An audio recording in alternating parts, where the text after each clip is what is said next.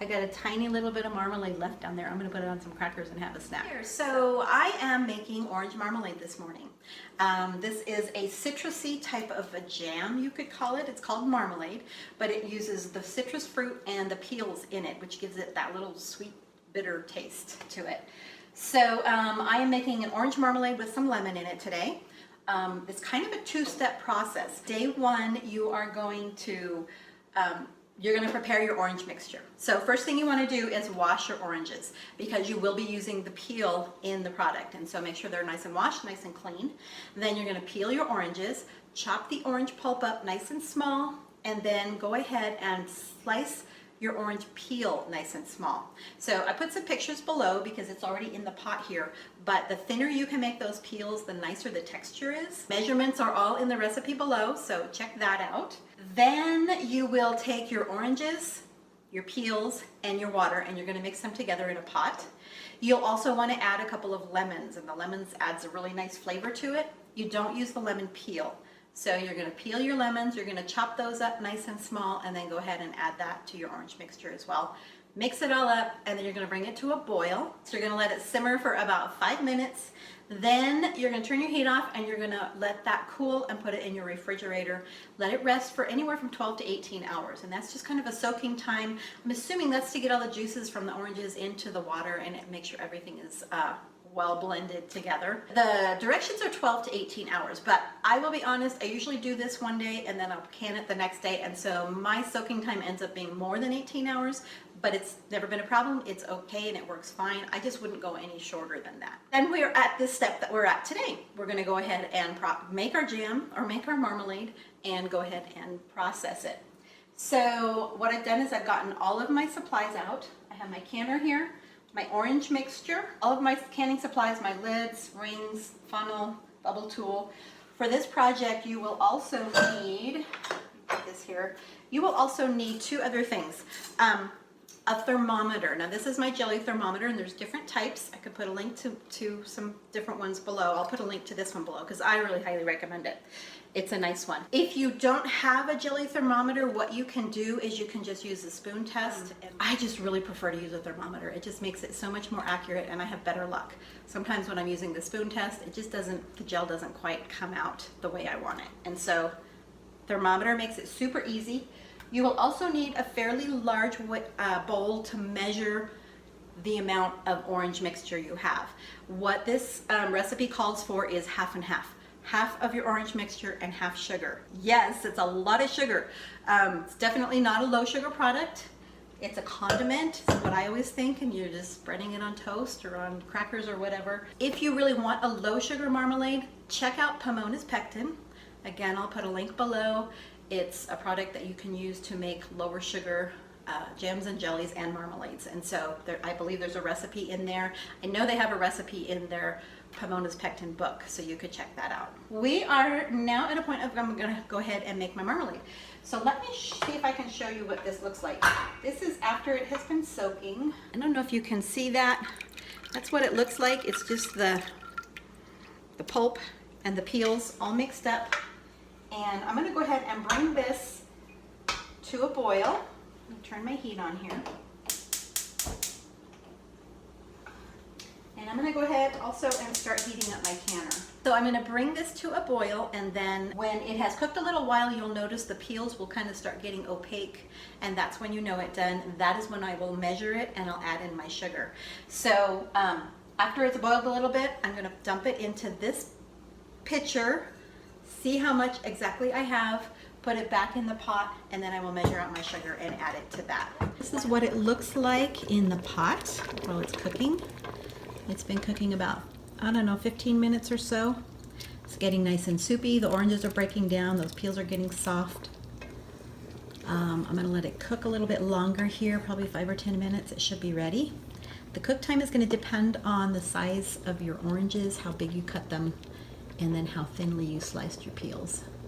But I'm guessing another 5 or 10 minutes and it'll be ready. Then we'll start adding sugar, making our marmalade, and filling jars. Okay, so my orange marmalade has cooked and it is nice and soupy. The oranges are all kind of broken down and cooked. The peels are nice and soft. So the next step is to measure it, and this is tricky because it's very hot. So I would suggest turning your heat off, waiting a minute or two, let those bubbles kind of subside. And then I'm gonna go ahead and pour it into this pitcher and see about how much we have. Usually it's right around 8 cups, kind of depends on how much it's cooked down and that. So let those bubbles subside here. Okay, so very carefully, please do not burn yourself. I'm gonna measure this. You can also, if you'd rather, scoop it out cup by cup, measure it that way, whatever you're more comfortable with. And we have, ooh, it boiled down a little bit. We have about 7 cups is what I am seeing here. Wait a minute. No, we actually I'd say about 6.5 cups is what we've got. So I'm gonna put that back into my pot and measure out my sugar. So 6.5 cups. Be right back.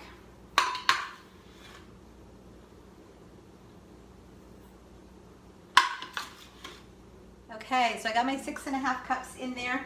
I'm going to give it a good stir, and then I'm simply going to bring it back to a boil. And we are going to let it boil pretty hard. And we're going to stick our thermometer in there. Hang on here, let me turn my flame back on. So this is where the thermometer comes in. If you don't have a thermometer, what you want to do is you want to have a plate in your refrigerator so that it's nice and cold. And when you're going to check your gelling point, you're going to take a little scoop of this, put it on that cold plate, let it kind of cool a little bit, and then run your finger through it or run a spoon through it. And if it stays separated, then you know that it's at the gelling point and it should be ready to go in the jars because it's going to gel up when it cools. Easier, I always find, is to go by a thermometer.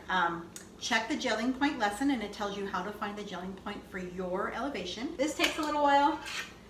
Those last minute or two, those last few degrees to get up to the gelling point, oh, it always seems like it takes forever.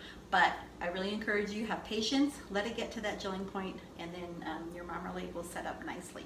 So, okay, we're gonna let this boil and we'll be back in a little bit.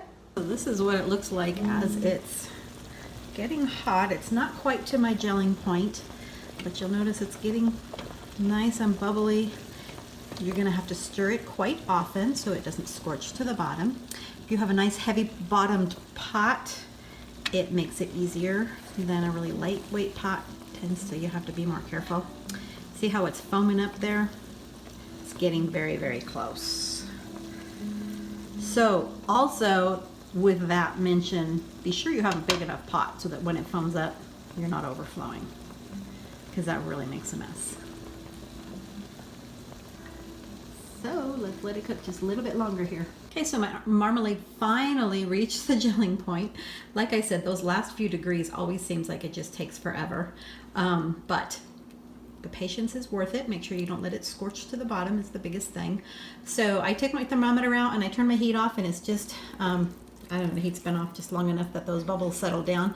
But this is what it will look like. It's still runny, but it's kind of clear, different look than it looked before you did all that cooking.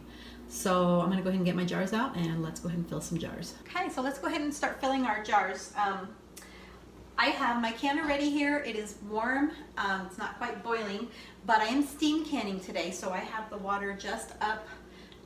Follow directions for your steam canner, but I have about 3/4 of water in here, which means that my jars are on the rack that's above the water. And my marmalade is hot. I just took this jar out, so it is still hot. We are going to fill it to a 1/4 inch headspace. I'm doing 1/2 pint jars. You can do these in pints, but we like smaller amounts. So that is what I am doing. And this is just like every other food. You're going to fill it up to the proper headspace.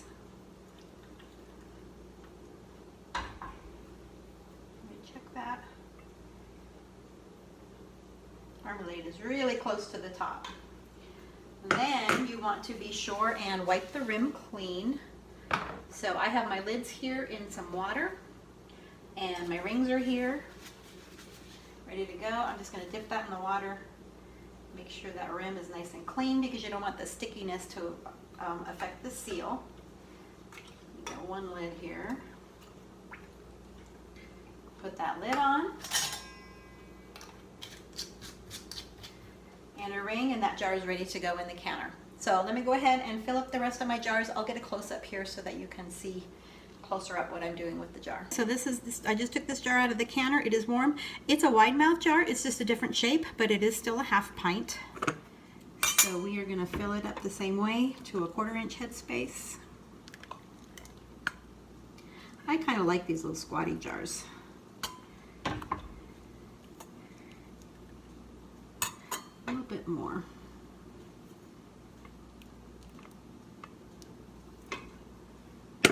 Now I've been doing this long enough that I know, where a 1/4 inch is. It's right to these threads. But if you have a bubble tool, you can go ahead and use that to check your space. Make sure that rim is nice and clean. I slopped a little bit, so put a lid on and a ring. Oops. Make sure those rings go on straight. That's cockeyed. There we go. And then that jar is now ready for the canner. I have all of my jars filled and in my canner.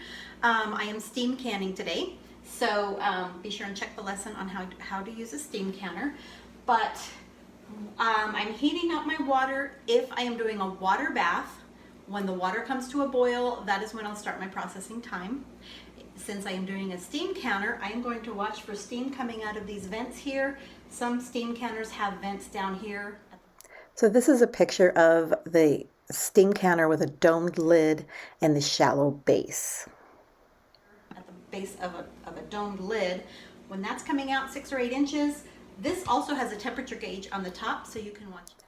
When the red dial reaches your zone according to altitude, that is when you start processing. So you can watch that. That's how you know when to start your processing time. When the processing time is over, you will turn off your heat. And this is the same for either steam or water bath. You'll turn off your heat, let your canner rest for 5 or 10 minutes. Take the lid off. If you got a water bath, bring those jars up out of the water. If it's a steam canner, just take the lid off. You're going to let it rest again for about 5 or 10 minutes.